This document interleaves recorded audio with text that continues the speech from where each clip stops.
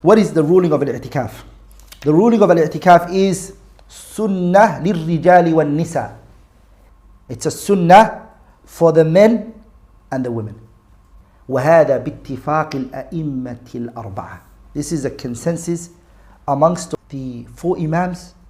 Not only that, al-madahib al-fiqhiyya, all of the madhabs that are followed, this is what they have. وَلِذَلِكَ some of the scholars, they transmitted an ijma', consensus. Ibn Qudam, Ibn Taymiyyah, Ibn al-Mundhir and others, they transmitted an ijma' that i'tikaf is not obligatory.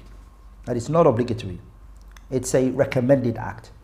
So it's a sunnah for the men and it's a sunnah for the woman. Lakin, if the i'tikaf for the woman is going to lead to fitna and fasad, corruption and problems, then she's prevented from it.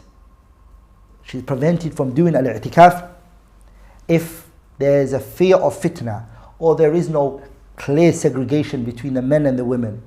The men are going to have to sleep next to the women, then this is prohibited and it's haram. There's no i'tikaf for the women in that instance. Also, if there's fear of fitna that might come from it, then the women are prohibited from it. Not that the i'tikaf is not a sunnah for them. Of course it is. That's the asl al-hukm, the original default position. Like right now, we're going to move away from that because of other textual evidence that command us to abstain from fitna, trials and tribulations.